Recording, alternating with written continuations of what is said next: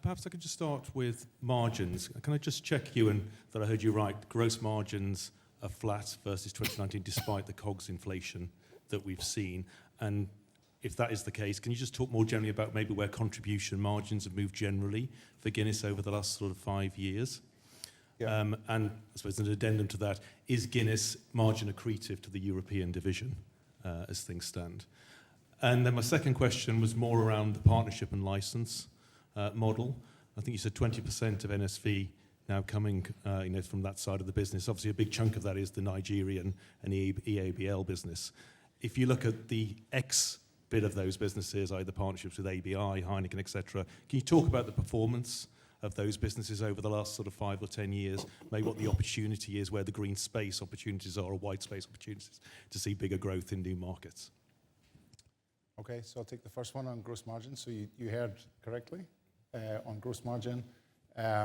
Secondly, Nick is going to cover this in a bit more. He's got a nice slide that illustrates it. But essentially, we have managed during that period across a premium product to maintain margins that we're very proud of on a beer like Guinness. The asset-light model supports that. When you look at depreciation against NSV, depreciation per hectolitre, if you bench that against other major brewers, we'll stand in a very strong place with the right levels of investment. And we're always very intentional to make sure that we're maximising utilisation in order to manage that kind of fixed cost base and the recoveries against it, and take very deliberate and very intentional steps when it's time to then start to increase your capacity. And quite a lot of that operational work that I talked with consolidating the bottling operations in Runcorn in England, and having canning assets that were upgraded significantly on automation, cleaning times, lower manning, automation in the warehousing. We've done a lot of work to offset those inflationary cost pressures. And in many ways, that's kind of long-term, very deliberate, intentional actions across the supply chain that have been coming together. It's not just reacting and what can we do. There's a very clear strategy, and we're working through that on a year-by-year basis, and we'll continue to do so. But Nick will talk more on margins later. Okay, and I'll take the second question in terms of the performance. So I covered Cameroon and Nigeria in terms of the performance of the recent performance we've seen. I think if you look at historically, we've been partnering with Castel in Africa, I'll say more in the smaller markets across the patch, and we've seen strong growth. So the reason why we partnered with Castel in Cameroon and now in Ghana is because of the work they've done across the patch for us. So we're in more than 10 markets across Africa with them. So because of the growth that we have seen with Castel, gave us confidence to go in some of the bigger markets. In terms of white space, there's definitely opportunities. If I look at Africa as a region, we've got a big business in East Africa. We've got Ghana, Nigeria, Cameroon, a South African operation.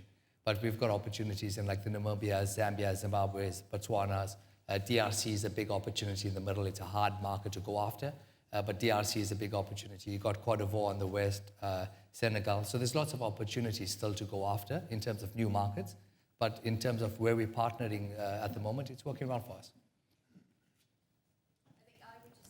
Just on that margin question, in terms of Guinness context margin versus Europe, we're not going to split it down by region. So Nick will give you an overall view in terms of margin and what we've seen, but that's probably as much colour as you're going to get from us.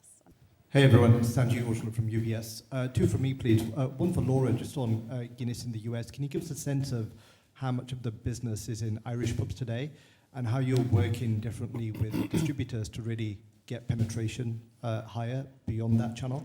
And one for Diageo as well, just on the Guinness opportunity in Europe. I think you highlighted potential to get to 200,000 on-trade outlets.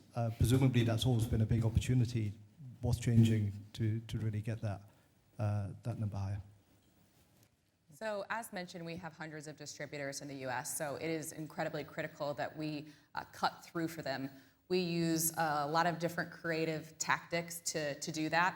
But I will say that success begets success. So in the case of this, we're one of the few bright spots in their portfolio right now. And so we're getting an outsized amount of attention because they want to win with what's winning. And so that's working really well for us.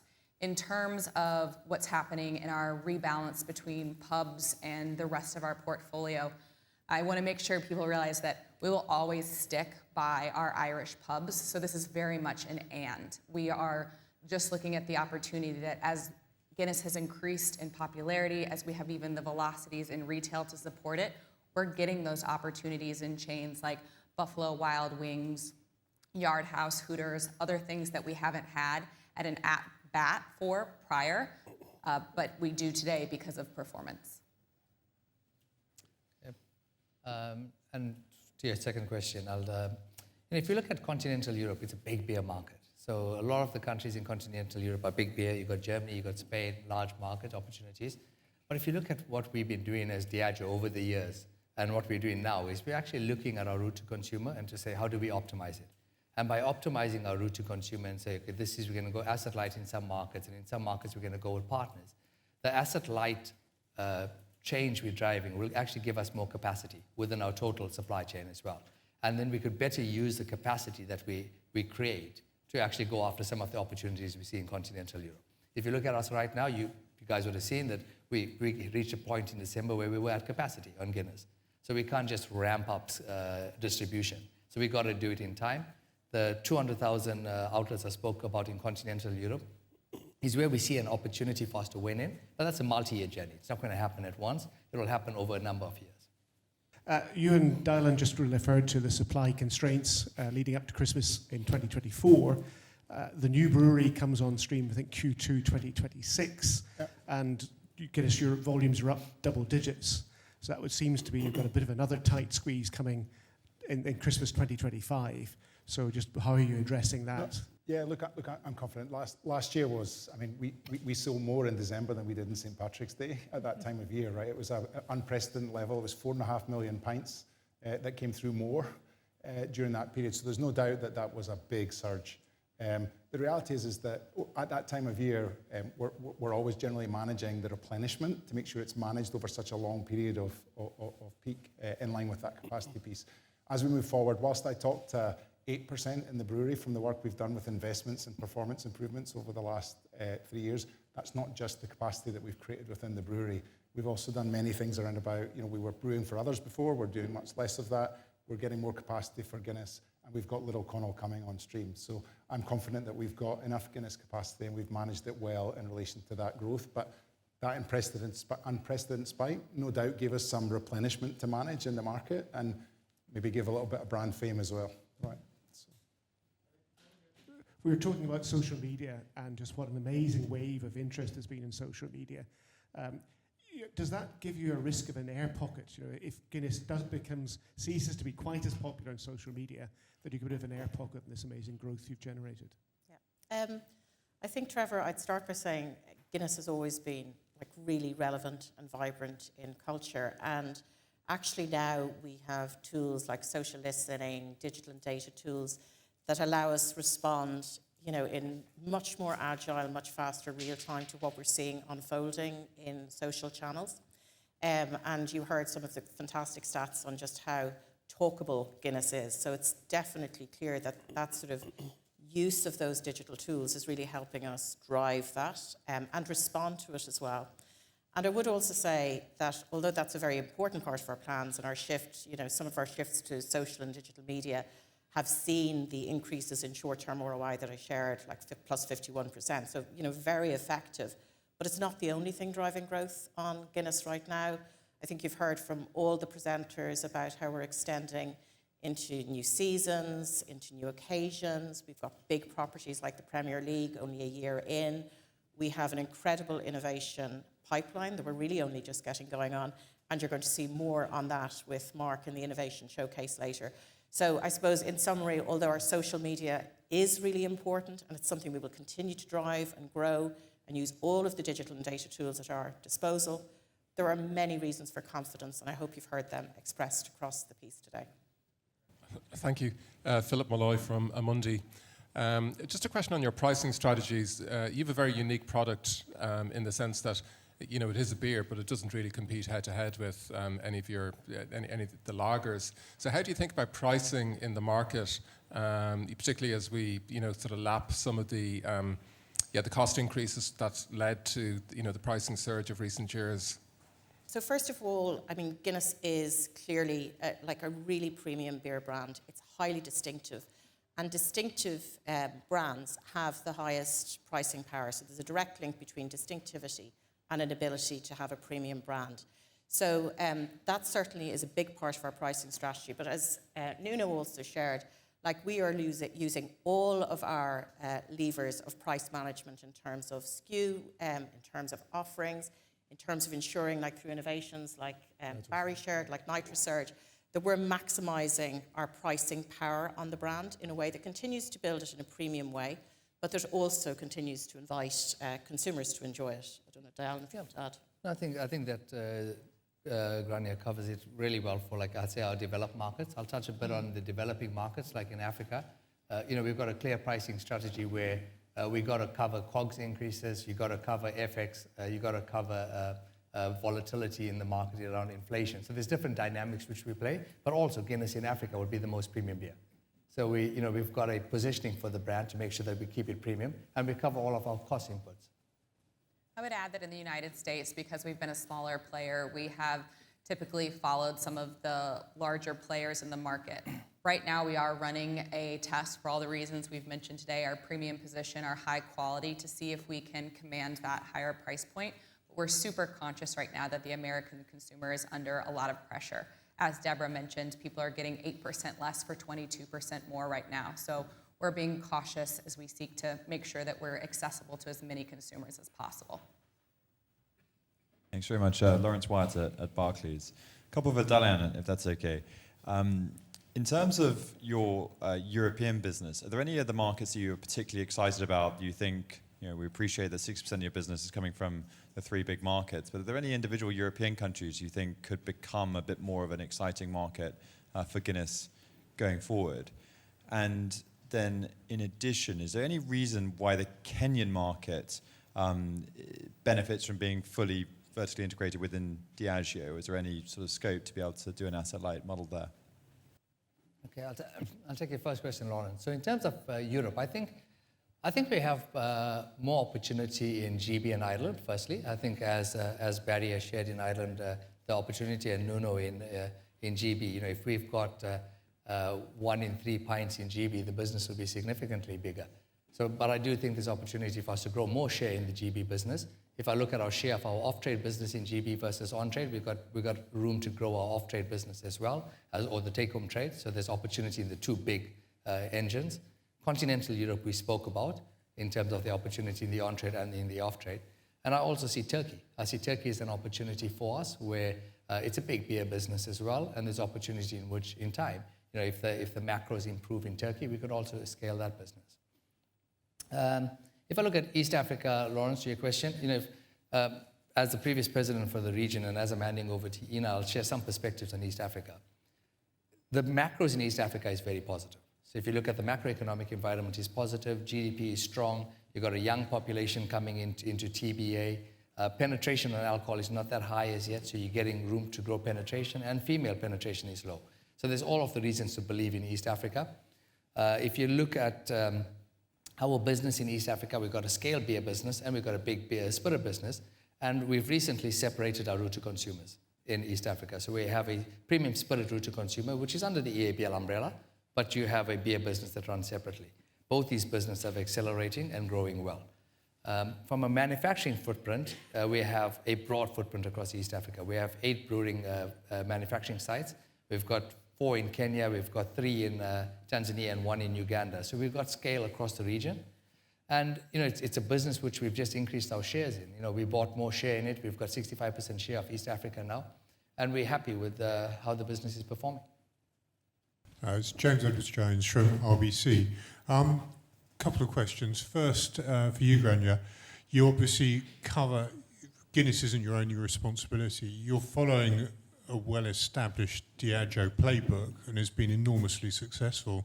Why do you think it isn't working so well in some of the other areas you're responsible for? And secondly, how does the asset-light model work in practice? I know, are you still shipping out the concentrate to your partners, and then they're incorporating into beer, and then you just paid a royalty? Could you perhaps say a little bit more about the mechanics almost of how that relationship works? So yes, I look after some of the other brands. I look after Baileys, Smirnoff, and actually our convenience business as well. And across the board, I think what you're seeing is, Overall growth still, for example, in vodka at a total category level. We're seeing brands like Kettle One, primarily focused in the US, doing quite well, growing share behind a new campaign platform. Smirnoff, we are taking a lot of the learnings that you will have seen that I've talked about today into the Smirnoff model, where we want to grow faster. And we really want to focus on making Smirnoff a vibrant recruitment brand for Gen Z. That's when Smirnoff is at its best. Obviously, as part of that, we're taking some of the learnings that we have on social and digital from Guinness, and we're applying those to Smirnoff. And we've recently, for example, just appointed the same social and digital agency that works on Guinness to be part of our team, our agency team for Smirnoff. So we see lots of opportunities to take the synergies across the piece. And obviously, RTD is a big part of the Smirnoff story as well, with Smirnoff Ice being, another billion-dollar brand for Diageo in its own right. And again, we've really, in the last, sort of 6 months, 8 months, as Deborah will have shared at CAGNY, we've really been focusing on driving our RTD performance. And in the markets that we've selected to be first out of the pack, I'm delighted to say that we're seeing really strong share performance on Smirnoff Ice as a result.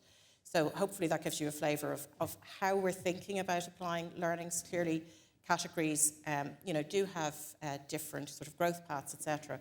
But we apply the same learnings and our approach across them all. And I may complement that.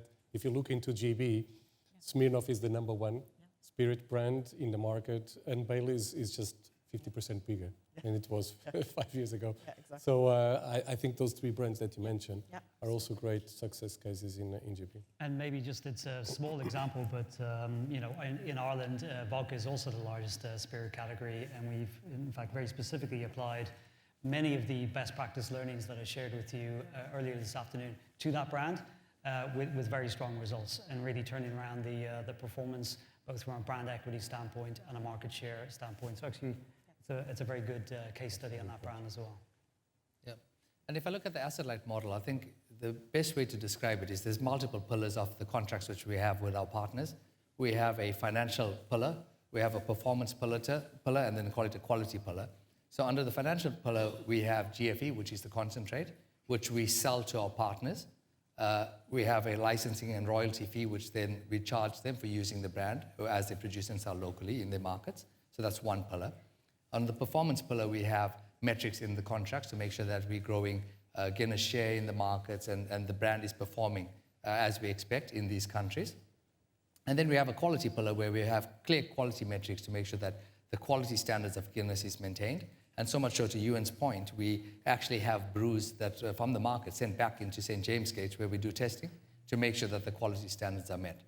And then we have Diageo local teams based in the markets which actually partner with these partners to make sure from an activation and execution perspective in these countries, we are actually activating the brand at the same standard we would in a GB or an Ireland. Thank you. It's Mitch Collett from Deutsche Bank. A couple of link questions, if I can. So I've always thought Guinness is a brand that really works best in the on-trade. Clearly, the US market is disproportionately weighted towards the off-trade. How much of a constraint on growth is that? Do you have to work harder or differently to try and educate consumers to buy it in the off-trade, given it's a roughly 80-20 split? And then, I guess linked to that, is there a scale where you'd have to think about producing Guinness locally for the US market? You currently ship it from Dublin. I guess that's not the most cost-efficient way to produce. Probably not the best from an ESG perspective. I'm conscious there are other beer brands that are shipped from Europe, and that's part of the branding. But could you ever reach a scale where you think about producing locally or an asset-light model in the US?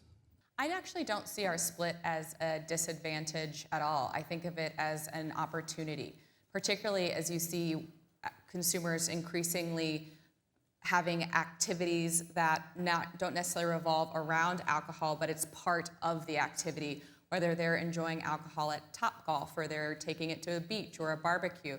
So the fact that we are so present in retail gives consumers an opportunity to pick up cases of Guinness and enjoy it on the go. That's actually a large part of why we are so dedicated to making sure that we are very present all year round, and we're going to have those bright and vibrant, lovely day displays this summer we'll activate additional beer displays in the ice cream aisle next to Van Leeuwen. So I actually think that for us it works quite well and in harmony with US consumption patterns. Of course, the on-trade is wildly important, especially as an influencer channel. That's where consumers have the opportunity to commune in a different way.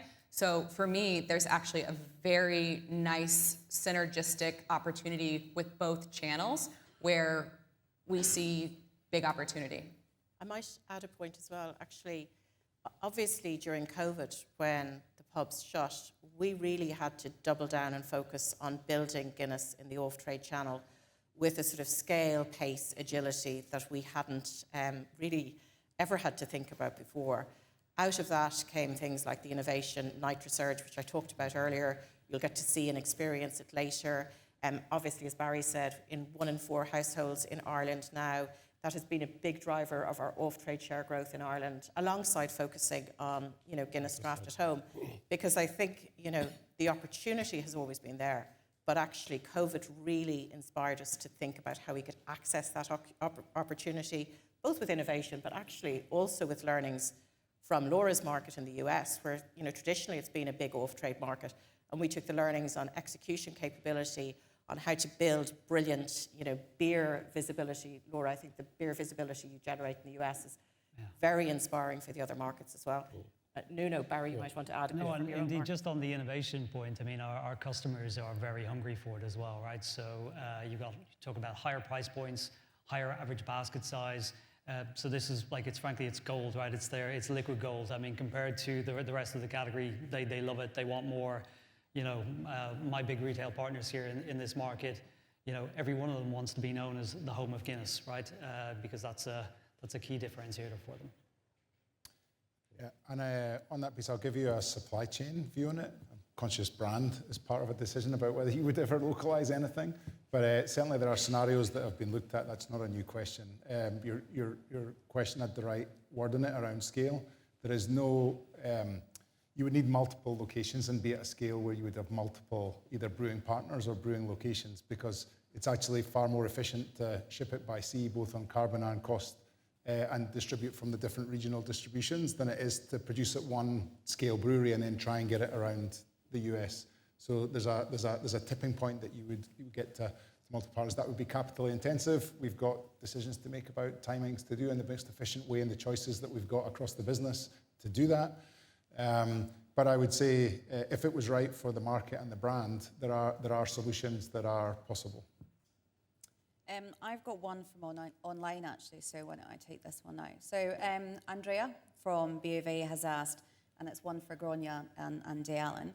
Firstly, can you talk about how the marketing support for Guinness works in your partnership markets, and how do you ensure consistency of the brand positioning across the markets? And then second one is just with the discussion in terms of route to consumer and partnerships, are there more markets where you don't have a partnership currently? I'll take the marketing one first. So we work very closely with both our distributor partners and our brewing and production partners.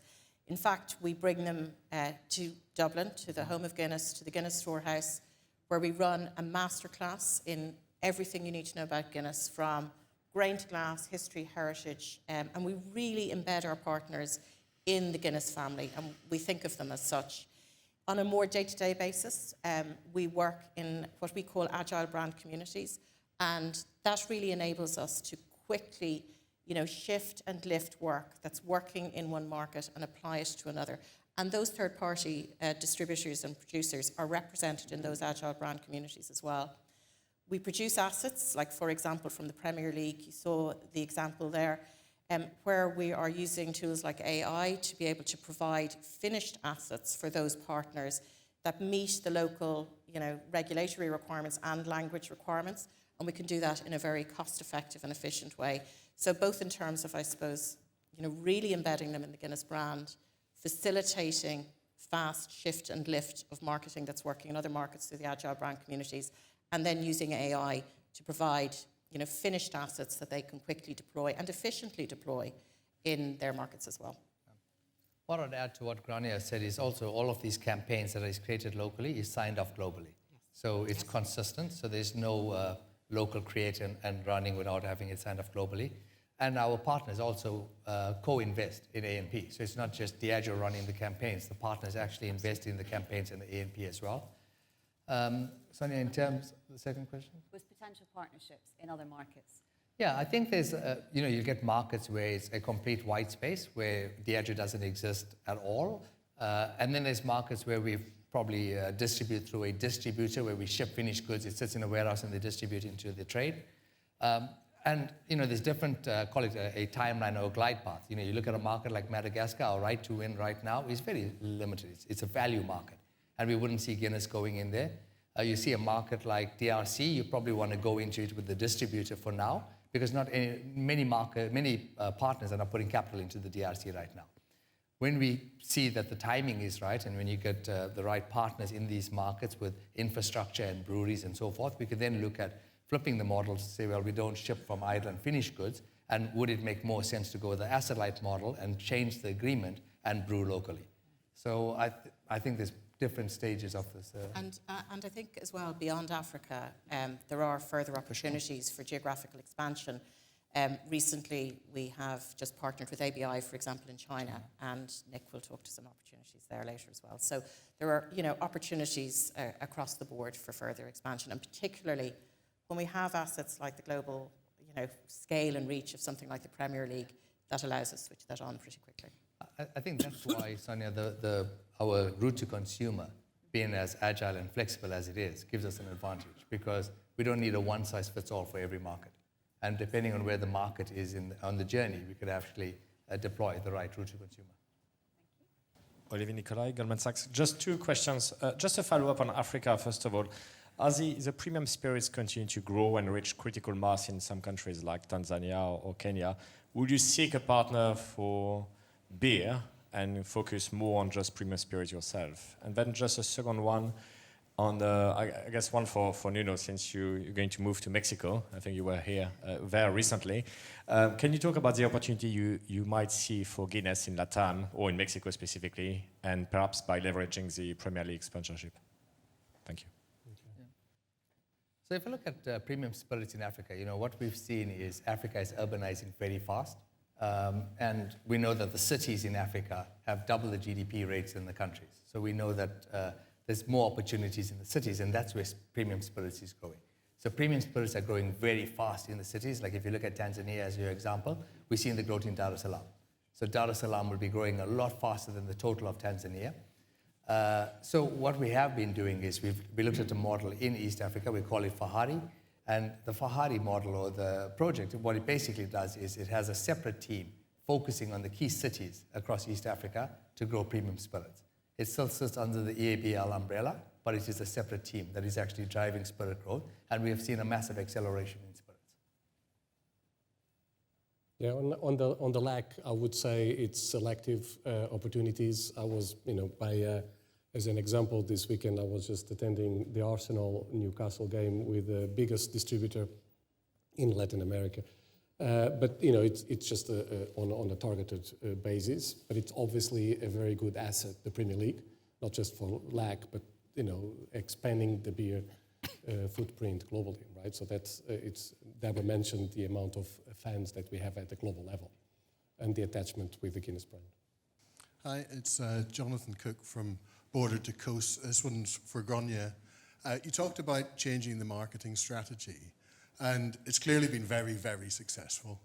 I'd just like to understand still, to what extent the change in marketing strategy involved an upweight in marketing spend as a percentage of A&P. You've obviously executed the spend fantastically well, but just in terms of driving this extra growth, is it also because you've been spending more? I think you will have heard before Deborah and Nick talk about our drive for really focusing investment on creating media scale reach. So we have 55, 35, 10 as our ambition for our A&P shape. And that has been something that we have really been driving hard on Guinness, ensuring that actually we're maximising the investment on media, that through tools like Catalyst and Sensor, we're actually redirecting the media investment to the highest returning channels. So for example, social and digital, as I said, has increased our ROI by 51%. So it's really by actually changing the shape. And then when you do things like that, that generates investment to do things like the Premier League, for example. So it's not about actually, dramatically changing the shape of the absolute. It's more about reflecting, some of those drives that we're putting in place across Diageo. Thank you. Chris Pitcher from Redburn Atlantic. It's probably a question for Dalen. In terms of understanding the sales and distribution synergies with the rest of the Diageo business, it seems, with the spirits business, in Africa it's sort of been pulled apart, in US it's separate. In the big on-trade markets in the UK, well, GB and Ireland, how important is the Guinness business to the spirits business? And are there any examples of how you can show a spirits brand has used Guinness to get into the on-trade successfully? And one example, I think Rowan Co, the Irish whiskey, I would have thought with Guinness would have been a shoo-in, but in terms of distribution scale. Can you talk about how useful it is for those businesses? If you look at GB, I think if you look at the route to consumer in GB, it runs differently. So your spirits route to consumer and your beer route to consumer of how the product goes into the market is different. But when you're sitting with a Stonegate, as you've seen the CEO on the screen, you're having one conversation as total Diageo. And when you're negotiating contracts, for example, pouring of your spirit contracts and your beer contracts, you're having one conversation. So in those negotiations, having Guinness with you is very, very useful because the total scale of Diageo for a Stonegate is much broader than just if you're going with spirits alone. I'll say when you're in Ireland, it's probably even stronger, having Guinness with the spirit portfolio when you're negotiating these key contracts. But Barry and Nuno, you guys are close. So I would just complement, so we have a 13% share of TBA in the GB market, right? So when I'm in front of Tesco, for instance, or a big on-premise group, it allows us to have a TBA approach and understanding consumers from all the different perspectives and how can we really maximize total beverage alcohol market share, tapping into the right occasions, the right motivations, the right consumer typologies, and with the right pack, with the right pricing, etc. So it's really like an end-to-end view of the business that makes us actually having a better footprint of the market in GB. That's the case. I'd probably just add two things from an Irish perspective. First, just to be clear, because of the nature of our scale, we're a very big player. We're about 34% of TBA in Ireland. So we would always negotiate separately beer and spirits, just to be really clear, never together. But definitely, there's no question. I spoke to the strength of the relationships that we have in the on-trade.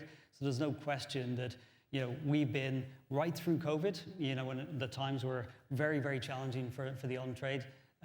We were the company that best served our customers, and we've really got a customer-centric approach in terms of our route to market. And so there's no doubt in my mind that the service we provide, we are rewarded with the time, effort, and attention of our customers. And at the end of the day, they are the brand ambassadors. So they are the ones that, you walk into the pub and you haven't yet chosen your drink, and the bartender will suggest that the Guinness is pouring lovely today. Would you like a Guinness? So we consider our customers to be brand ambassadors for us. And honestly, that's the nature of the relationship. So there's no doubt that the quality of service that we provide, we receive back many, many times over in terms of ambassadorship for our brands. Thank you very much. I think thanks to our speakers for the Q&A session.